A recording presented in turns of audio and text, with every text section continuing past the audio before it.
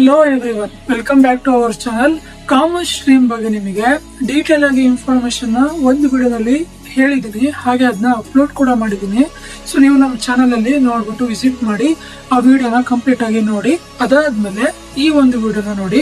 So ಈ ಒಂದು ವಿಡಿಯೋದಲ್ಲಿ ನಾನು ಟೆಕ್ನಿಕಲ್ ಕೋರ್ಸಸ್ ಬಗ್ಗೆ ಡೀಟೇಲ್ ಆಗಿ ಇನ್ಫಾರ್ಮೇಶನ್ಸ್ ನ ಕೊಡ್ತಾ ಹೋಗ್ತೀನಿ. ಸೊ ಇದು ಕೂಡ ತುಂಬಾ ಇಂಪಾರ್ಟೆಂಟ್ ಆಗುತ್ತೆ. ಈ ವಿಡಿಯೋನ ಸ್ಕಿಪ್ ಮಾಡಬೇಡಿ, ಫುಲ್ ನೋಡ್ಬಿಟ್ಟು ಅದಾದ್ಮೇಲೆ ನೀವು ಯಾವ ಒಂದು ಕೋರ್ಸ್ ನ ತಗೊಬೇಕು ಅಂತ ಡಿಸಿಷನ್ ನ ತಗೊಳ್ಳಿ. ಈ ಒಂದು ವಿಡಿಯೋದಲ್ಲಿ ನಾನು ಟೆಕ್ನಿಕಲ್ ಕೋರ್ಸಸ್ ಅಲ್ಲಿರುವಂತ ಕಾಂಬಿನೇಷನ್ಸ್ ಗಳು, ಹಾಗೆ ಸ್ಕೋಪ್ ಮತ್ತೆ ಕೆರಿಯರ್ ಆಪರ್ಚುನಿಟೀಸ್ ಬಗ್ಗೆ ಮಾತಾಡ್ತೀನಿ, ಆಯ್ತಾ. ಸೊ ಮೊದಲು ಕಾಂಬಿನೇಷನ್ಸ್ ಮಾತಾಡೋದಕ್ಕಿಂತ ಮುಂಚೆ ಟೆಕ್ನಿಕಲ್ ಕೋರ್ಸಸ್ ಅಲ್ಲಿ 3 ತರ ಇದಾವೆ.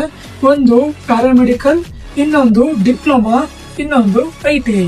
ನಿಮಗೆ ಇದರಲ್ಲಿ ಇಯರ್ಸ್ ಗಳನ್ನ ಕೂಡ ನಾನು ಇಲ್ಲಿ ಮೆನ್ಷನ್ ಮಾಡಿದ್ದೀನಿ. ಪ್ಯಾರಾಮೆಡಿಕಲ್ 2 years ಕೋರ್ಸ್ ಆಗಿರುತ್ತೆ, ಡಿಪ್ಲೊಮಾ 3 year ಕೋರ್ಸ್ ಆಗಿರುತ್ತೆ, ITI 2 year ಕೋರ್ಸ್ ಆಗಿರುತ್ತೆ.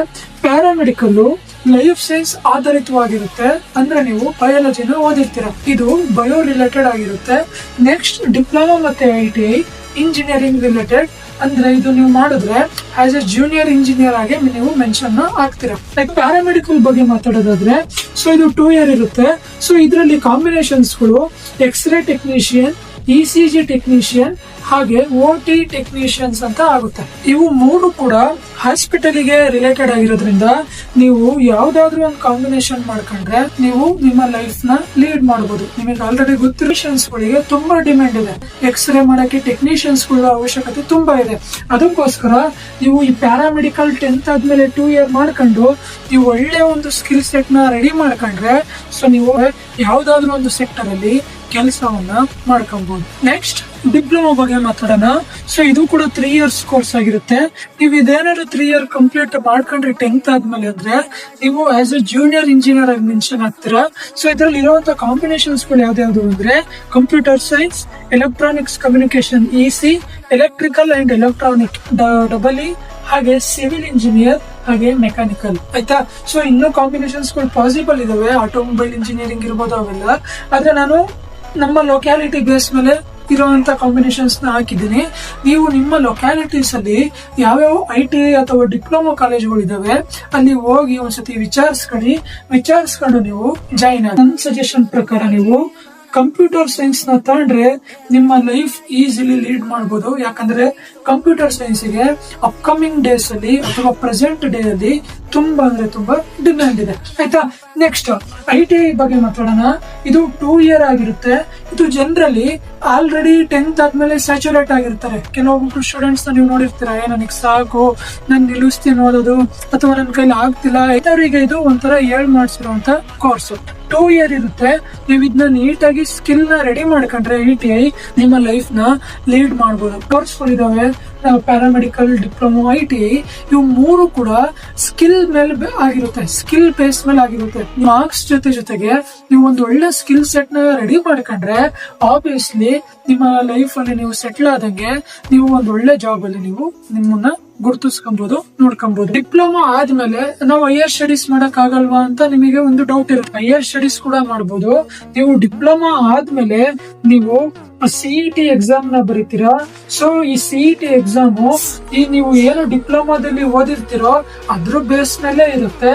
ಸೊ ಅದಾದ್ಮೇಲೆ ನೀವು ಒಳ್ಳೆ ಇಂಜಿನಿಯರಿಂಗ್ ಕಾಲೇಜಲ್ಲಿ BE, ಓಕೆನಾ, ಬ್ಯಾಚುಲರ್ ಆಫ್ ಇಂಜಿನಿಯರಿಂಗ್ ಅಥವಾ BTech ಅಂತೀವಿ, ಬ್ಯಾಚುಲರ್ ಆಫ್ ಟೆಕ್ನಾಲಜಿ, ಇದನ್ನ ಮಾಡ್ಕೊಂಡು ನೀವು ಇಂಜಿನಿಯರಿಂಗ್ ನ ಕಂಪ್ಲೀಟ್ ಮಾಡ್ಕೊಂಡು ನೀವು ಒಂದೊಳ್ಳೆ ಲೈಫ್ ನ ಲೀಡ್ ಮಾಡಬಹುದು. ತುಂಬಾ ಚೆನ್ನಾಗಿದೆ. ಐ ಥಿಂಕ್ ಈ ಒಂದು ಪ್ರೆಸೆಂಟ್ ಡೇ ಅಲ್ಲಿ ಡಿಪ್ಲೊಮಾ ಕೂಡ ಒಂದೊಳ್ಳೆ ಡಿಮ್ಯಾಂಡಿಂಗ್ ಕೋರ್ಸ್. ಸೊ ನೀವು ತಗೊಬೇಕಾದ್ರೆ ನೀಟಾಗಿ ಯೋಚನೆ ಮಾಡಿ ತಗೋ. ನೆಕ್ಸ್ಟ್ ಸ್ಕೋಪ್ ಬಗ್ಗೆ ಮಾತಾಡೋದಾದ್ರೆ ಇವು 3ಕ್ಕೂ ತುಂಬಾ ಡಿಮ್ಯಾಂಡ್ ಇದೆ, ಆಯ್ತಾ. ಯಾವ್ದು ಪರ್ಟಿಕ್ಯುಲರ್ ಆಗಿ ನಾವು 1-2 ಅಂತ ಮೆನ್ಷನ್ ಮಾಡಿದ್ರೆ ತಪ್ಪಾಗುತ್ತೆ. ಸೊ ನನ್ನ ಸಜೆಷನ್ ಏನು ಅಂದ್ರೆ ಪ್ಯಾರಾಮೆಡಿಕಲ್ ಆರ್ ಡಿಪ್ಲೊಮಾ ನೀವು ಓದ್ತೀರಾ, ನೀವು ಹೈಯರ್ ಸ್ಟಡೀಸ್ ನ ಚೆನ್ನಾಗಿ ಮಾಡ್ಕೊಂಡು ಹೋಗ್ತೀರಾ ಅಂದ್ರೆ ಡಿಪ್ಲೊಮಾ ಇಂಜಿನಿಯರಿಂಗ್ ಮಾಡಿ, ತುಂಬಾ ಚೆನ್ನಾಗಿದೆ. Next very important career opportunities ಬಗ್ಗೆ ನೋಡೋಣ. ನೀವು ಓದೋದಂತೂ ಮುಗಿಸ್ತೀರಾ, ಒಂದ್ ಒಳ್ಳೆ ಸ್ಕಿಲ್ ಸೆಟ್ ನ ರೆಡಿ ಮಾಡ್ಕೊಂತೀರಾ. ಇದಾದ್ಮೇಲೆ ನೀವು ಕೆಲವು ದಿನಗಳಾದ್ಮೇಲೆ ನೀವು ಎಲ್ಲಿ ನೋಡ್ಕೊಂತೀರಾ, ಯಾವ್ಯಾವ ಕೆರಿಯರ್ಸ್ ಗಳಿದಾವೆ ಅಂತ ನೋಡೋಣ. ಸೊ ನೀವು ಮೊದಲು ಪ್ಯಾರಾಮೆಡಿಕಲ್ ಬಗ್ಗೆ ಮಾತಾಡೋಣ, ಅದಾದ್ಮೇಲೆ ಡಿಪ್ಲೊಮಾ, ಅದಾದ್ಮೇಲೆ ITI ಬಗ್ಗೆ ಮಾತಾಡೋಣ. ಸೊ ಪ್ಯಾರಾಮೆಡಿಕಲ್ ಮಾಡ್ಕೊಂತೀರ ಅಂದ್ರೆ ನೀವು ಮೆಡಿಕಲ್ ಅಲ್ಲಿ ಆಸ್ ಎ ಲ್ಯಾಬ್ ಟೆಕ್ನಿಷಿಯನ್ಸ್ ಆಗಿ ವರ್ಕ್ ಮಾಡುವಂತ ಕೇಪಬಿಲಿಟಿ ನಿಮ್ಮಲ್ಲಿರುತ್ತೆ. ಲ್ಯಾಬ್ ಟೆಕ್ನಿಷಿಯನ್ ಅಂದ್ರೆ ಬ್ಲಡ್ ಚೆಕ್ಅಪ್ ಮಾಡುವಂತದ್ದು ಇರ್ಬೋದು, ಎಕ್ಸ್ರೇ ತೆಗೆಯೋದಂತದ್ದು ಇರ್ಬೋದು, ಮತ್ತವಕ್ಕೆಲ್ಲ ನೀವು ಏನಾಗ್ತೀರಾ ಎಲಿಜಿಬಲ್ ಆಗ್ತೀರಾ. Next radiology technician, so x ray ತೆಗೆಯೋದಿರ್ಬೋದು, ಬೇರೆ ಬೇರೆ ತರ ಸ್ಕ್ಯಾನಿಂಗ್ಸ್ ಅಲ್ಲಿ ಇರ್ಬೋದು, ಅದಕ್ಕೂ ನೀವು ಎಲಿಜಿಬಲ್ ಆಗಿರ್ತೀರಾ. Next MRI technician, MRI scanning ಅಂತ ನೀವು ಆಲ್ರೆಡಿ ಕೇಳಿರ್ತೀರಾ. ಸೊ ಆ MRI ಸ್ಕ್ಯಾನಿಂಗ್ ಅಲ್ಲಿ ನೀವು ಆಸ್ ಎ ಟೆಕ್ನಿಷಿಯನ್ ಆಗಿ ಒಂದು ಜಾಬ್ ನ ಪ್ಲೇಸ್ ಮಾಡ್ಕೊಬಹುದು. Next dialysis and operation technician, OT. Kidney failures ಇವಾಗ ಆಲ್ರೆಡಿ ಕಾಮನ್ ಆಗ್ಬಿಟ್ಟಿದೆ ಆಯ್ತಾ. ಅಲ್ಲಿ ನೀವು ಡಯಾಲಿಸಿಸ್ ಟೆಕ್ನಿಷಿಯನ್ ಅಥವಾ ಆಪರೇಷನ್ಸ್ ಮಾಡ್ಬೇಕಾದ್ರೆ, ಸೆವೆರಲ್ ಆಪರೇಷನ್ಸ್ ಮಾಡ್ಬೇಕಾದ್ರೆ, ಸೊ ಅದರಲ್ಲಿ ಆಸ್ ಎ ಟೆಕ್ನಿಷಿಯನ್ ಆಗಿ ನೀವು ವರ್ಕ್ ಮಾಡಬಹುದು, ಅದಕ್ಕೂ ಕೂಡ ನೀವು ಎಲಿಜಿಬಲ್ ಇರ್ತೀರಾ. ನೆಕ್ಸ್ಟ್ ಆಂಬುಲೆನ್ಸ್ ಅಸಿಸ್ಟೆಂಟ್, ಸೊ ಎಮರ್ಜೆನ್ಸಿಲಿ ನೀವು ನಿಮಗೆ ಎಮರ್ಜೆನ್ಸಿ ಪ್ಯಾರಾಮೆಡಿಕಲ್ ಅಂತಿದ್ದನ್ನ, ಸೊ ಆಂಬುಲೆನ್ಸ್ ನೀವು ಆಸ್ ಎ ಅಸಿಸ್ಟೆಂಟ್ ಆಗಿ ವರ್ಕ್ ನ ಮಾಡ್ತೀರಾ. ನೀವು ಪ್ಯಾರಾಮೆಡಿಕಲ್ ನ ಮಾಡ್ಕೊಂಡಿದ್ದೀರಾ ಅಂದ್ರೆ ಹಾಸ್ಪಿಟಲ್ಸ್ ಅಲ್ಲಿ ಹಾಗೆ ಕ್ಲಿನಿಕ್ಸ್ ಅಲ್ಲಿ ನೀವು ವರ್ಕ್ ಮಾಡಕ್ಕೆ ಎಲಿಜಿಬಲ್ ಇರ್ತೀರಾ. ಇದಾದ್ಮೇಲೆ ಇನ್ನೊಂದು ಇಂಪಾರ್ಟೆಂಟ್ ಥಿಂಗ್ ನಿಮ್ ತಲೆಯಲ್ಲಿ ಓಡ್ತಾ ಇರುತ್ತೆ, ಗೌರ್ಮೆಂಟ್ ಅಲ್ಲಿ ನಮಗೆ ಏನು ಇಲ್ವಾ, ನಾವು ಗೌರ್ಮೆಂಟ್ ಜಾಬ್ ನ ಇದ್ ಮಾಡ್ಬೋದು, ಸೆಟಲ್ ಆಗ್ಬೋದು ಅಂತ. ಹೌದು, ನೀವು ಒಂದು ಒಳ್ಳೆ ಸ್ಕಿಲ್ ಸೆಟ್ ನ ಹಾಗೆ ನಾಲೆಜ್ ನ ಚೆನ್ನಾಗಿ ಇಟ್ಕೊಂಡ್ರೆ ಅವಾಗ ಎಕ್ವಿಪ್ಮೆಂಟ್ಸ್ ಗಳು ನಡೀತಾನೆ ಇರ್ತವೆ. ಸೊ ನೀವು ನೋಡಿರ್ತೀರ, ಅಬ್ಸರ್ವ್ ಮಾಡಿರ್ತೀರ, ಗೌರ್ಮೆಂಟ್ ಹಾಸ್ಪಿಟಲ್ ಅಲ್ಲಿ ಎಕ್ಸ್ರೇ ತೆಗಿಯಕ್ಕೆ ಅವಕ್ಕೆಲ್ಲ ಇದು ಇರ್ತಾರೆ. ಸೊ ಆ ರೀತಿ ಆ ಎಕ್ಸಾಮ್ಸ್ ಕೂಡ ನೀವು ನೋಡ್ಕೊಂಡು ನೋಟಿಫೈ ಆದಾಗ ನೀವು ಎಕ್ಸಾಮ್ಸ್ ಅಪ್ಲೈ ಮಾಡ್ಕೊಂಡು ನೀವು ಆ ಎಕ್ಸಾಮ್ಸ್ ಬರೆದು ನೀವು ಗೌರ್ಮೆಂಟ್ ಸೆಕ್ಟರ್ ಅಲ್ಲೂ ಕೂಡ ಎಲಿಜಿಬಲ್ ಆಗ್ಬೋದು. ಇಷ್ಟು ಪ್ಯಾರಾಮೆಡಿಕಲ್ ಬಗ್ಗೆ. ನೆಕ್ಸ್ಟ್ ಡಿಪ್ಲೊಮಾದಲ್ಲಿರುವಂತ ಕೆರಿಯರ್ ಆಪರ್ಚುನಿಟೀಸ್ ನ ನೋಡೋಣ. ನೀವು ಡಿಪ್ಲೊಮಾ ಕಂಪ್ಲೀಟ್ ಮಾಡಿದಿರಾ, ಸೊ ಕಂಪ್ಲೀಟ್ ಮಾಡಿದ್ರೆ ನಿಮಗೆ ಜೂನಿಯರ್ ಇಂಜಿನಿಯರ್ ಆಗಿ ರೆಕಗ್ನೈಸ್ ಮಾಡ್ತಾರೆ. ನೀವು ಆಸ್ ಎ ಜೂನಿಯರ್ ಇಂಜಿನಿಯರ್ ಕಂಪ್ನಿಗಳಲ್ಲಿ ಕನ್ಸ್ಟ್ರಕ್ಷನ್ಸ್ ಅಲ್ಲಿ, ಮ್ಯಾನುಫ್ಯಾಕ್ಚರಿಂಗ್ ಅಲ್ಲಿ ವರ್ಕ್ ಮಾಡಬಹುದು ಆಯ್ತಾ. Next as a technician, as a supervisor role in manufacturing, so ಕಂಪ್ನಿಗಳಲ್ಲಿ ನೀವು ಸೂಪರ್ವೈಸರ್ಸ್ ಗಳಾಗಿ ಹಾಗೆ ಟೆಕ್ನಿಷಿಯನ್ಸ್ ಗಳಾಗಿ ನೀವು ವರ್ಕ್ ನ ಮಾಡಬಹುದು. ನೆಕ್ಸ್ಟ್ ನೀವು ಏನಾದ್ರು CS ಡಿಪ್ಲೊಮಾ ಕಂಪ್ಲೀಟ್ ಮಾಡ್ಕೊಂಡಿದ್ರೆ ಸಾಫ್ಟ್ವೇರ್ ಡೆವಲಪರ್ ಆಗಿ ಕಂಪ್ನಿಗಳಲ್ಲಿ ಕೆಲಸ ಮಾಡಬಹುದು, ಹಾಗೆ ವೆಬ್ ಡಿಸೈನರ್ ಆಗಿ ನೀವು ಕೆಲಸ ಮಾಡಬಹುದು, ಹಾಗೆ ಗ್ರಾಫಿಕ್ ಡಿಸೈನರ್ ಆಗಿ ನೀವು ಕೆಲಸವನ್ನ ಮಾಡಬಹುದು. ಸೊ ಇವು ಮೂರು ಏನಿದೆ, ಸೊ ಇದು ಕಂಪ್ನಿ ಸೈಡ್ ಇದೆ, ಸಾಫ್ಟ್ವೇರ್ ಸೈಡ್ ಇದೆ, ಇದಕ್ಕೆ ತುಂಬಾ ಡಿಮ್ಯಾಂಡ್ ಇದೆ.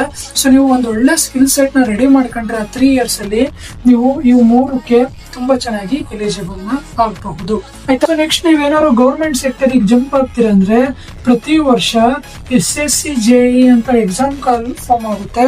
ನೀವು ಅದನ್ನ ಅಪ್ಲೈ ಮಾಡ್ಕೊಂಡು, ಸೊ ಅದಕ್ಕೆ ಎಲಿಜಿಬಿಲಿಟಿನೇ ಡಿಪ್ಲೊಮಾ ಅಥವಾ ಇಂಜಿನಿಯರಿಂಗ್, ಸೊ ಅದನ್ನ ಮಾಡ್ಕೊಂಡ್ರೆ ನೀವು ಆರಾಮ್ಸೆ ಗೌರ್ಮೆಂಟ್ ಸೆಕ್ಟರ್ ಅಲ್ಲಿ ಕೆಲಸ ಮಾಡ್ಕೊಂಡು ನಿಮ್ಮ ಲೈಫ್ ಅನ್ನ ಲೀಡ್ ಮಾಡಬಹುದು. ಫೈನಲ್ ಆಗಿ ITI ಇಂಡಸ್ಟ್ರಿಯಲ್ ಟ್ರೈನಿಂಗ್ ಇನ್ಸ್ಟಿಟ್ಯೂಟ್ ಅಂತ ಆಯ್ತಾ. ಸೊ ನಾನು ಅವಾಗಲೇ ಹೇಳ್ದಂಗೆ ಯಾರು ಅಲ್ಲೇ ಸ್ಯಾಚುರೇಟ್ ಆಗಿರ್ತಾರೆ, ನನಗೆ ಓದೋಕೆ ಅಷ್ಟು ಇಷ್ಟ ಇಲ್ಲ ಅನ್ನೋರಿಗೆ ಇದು 7 ಮಾಡಿಸಿರುವಂತ ಕೋರ್ಸು. ಸೊ ಇದರಲ್ಲಿ ಯಾವ ರೀತಿ ಕೆರಿಯರ್ ಆಪರ್ಚುನಿಟೀಸ್ ಇದೆ ಅಂತ ನೋಡೋಣ ಬನ್ನಿ. ಸೊ ಇದು ನೆಗ್ಲೆಕ್ಟ್ ಮಾಡಬೇಡಿ, ಇದಕ್ಕೂ ಕೂಡ ಕೆರಿಯರ್ ಆಪರ್ಚುನಿಟೀಸ್ ಇದೆ, ನೋಡ್ಕೊಳ್ಳಿ. ನೀವು ಎಲೆಕ್ಟ್ರಿಷಿಯನ್ ಆಗಿರಬಹುದು ಅಥವಾ ಮಿಷಿನ್ಸ್ ನ ಫಿಟರ್ ಆಗಿರ್ಬೋದು ಆಯ್ತಾ. ಸೊ ಮಿಷಿನ್ಸ್ ನ ರಿಪೇರ್ ಮಾಡೋದು, ಸೊ ಆ ಎಕ್ವಿಪ್ಮೆಂಟ್ಸ್ ನ ಅಸೆಂಬಲ್ ಮಾಡೋದು, ಆ ರೀತಿ ಬೇರೆ ಬೇರೆ ಮೆಷಿನರೀಸ್ ನ ನೀವು ರೆಡಿ ಮಾಡುವಂತದ್ನ ಎಲಿಜಿಬಲ್ ಆಗಿರ್ತೀರ, ಕಲ್ತಿರ್ತೀರ. ನೆಕ್ಸ್ಟ್ ವೆಲ್ಡರ್, ಸೊ ನೀವು ವೆಲ್ಡಿಂಗ್ ಶಾಪ್ ಅಲ್ಲಿ ಅಥವಾ ನಿಮ್ದೇ ಸ್ವಂತ ಇಟ್ಕೊಂಡು ನೀವು ವರ್ಕ್ ಮಾಡಬಹುದು. ಮತ್ತೆ ಮೋಟಾರ್ ಮೆಕ್ಯಾನಿಕ್, ಸೊ ನೀವು ಇವಾಗ ಎಲ್ಲ ನಡೀತಿರೋದು EV ಮೋಟಾರ್ಸ್ ಆಯ್ತಾ. ಸೊ EV ಮೆಕ್ಯಾನಿಕ್ ನೀವು ಆಗ್ಬಿಟ್ರೆ ತುಂಬಾ ನಿಮಗೆ ವ್ಯಾಲ್ಯೂ ಇರುತ್ತೆ. ಅಥವಾ AC ಟೆಕ್ನಿಷಿಯನ್, ಸೊ ಇವಾಗ AC ಕೂಲರ್ಸ್ ಗಳು ಎಲ್ಲ ನಾವು ಮನೆಗಳಲ್ಲಿ ಹಾಕ್ತಿರ್ತೀವಿ ಓಕೆನಾ. ಸೊ ಅದ್ರ ರಿಪೇರ್ ಮಾಡುವಂತ ಟೆಕ್ನಿಷಿಯನ್ಸ್ ನೀವು ಆಗ್ಬೋದು. ನೆಕ್ಸ್ಟ್ ರೈಲ್ವೇಸ್ ಗಳಲ್ಲೂ ನಿಮಗೆ ಕೆಲಸ ಸಿಗುತ್ತೆ. ಹಾಗೆ ಮುಂತಾದ ಕೆರಿಯರ್ ಆಪರ್ಚುನಿಟೀಸ್ಗಳು ಈ ಒಂದು ITI ಕೋರ್ಸ್ ನಿಮಗೆ ಪ್ರೊವೈಡ್ ಮಾಡುತ್ತೆ. ನೀವು ಈ 2 years ನ ನೀಟಾಗಿ ಸ್ಕಿಲ್ಫುಲಿ ನೀವು ಕಲಿತ್ರೆ ನಿಮಗೆ ತುಂಬಾ ಡಿಮ್ಯಾಂಡ್ ಇರುತ್ತೆ. ಈ ವಿಡಿಯೋಸ್ಗೆ ನಮ್ಮ ಚಾನಲ್ ನ ಸಬ್ಸ್ಕ್ರೈಬ್ ಮಾಡಿ, ಹಾಗೆ ಈ ಇನ್ಫಾರ್ಮೇಶನ್ ನ ನಿಮ್ಮ ಫ್ರೆಂಡ್ಸ್ ಜೊತೆ ಶೇರ್ ಮಾಡ್ಕೊಳ್ಳಿ. ಹಾಗೆ ನಿಮಗೆ ಏನಾದ್ರು ಡೌಟ್ ಬರಲಿ ಅದನ್ನ ಕಮೆಂಟ್ ಮಾಡಿ, ನಾವು ಆದಷ್ಟು 1 to 1 ಕ್ಲಿಯರ್ ಮಾಡ್ಕೊಳ್ಳೋಣ. ಮತ್ ನಿಮ್ಮ ಫ್ಯೂಚರ್ ಡೇಸ್ ನ ಬೆಟರ್ ಮಾಡ್ಕೊಳ್ಳೋಕೋಸ್ಕರ ಒಂದು ಚೆನ್ನಾಗಿರುವಂತ ಕಾಂಬಿನೇಷನ್ ಕೋರ್ಸ್ ನ ಸೆಲೆಕ್ಟ್ ಮಾಡ್ಕೊಂಡು ನೀವು ಕಂಪ್ಲೀಟ್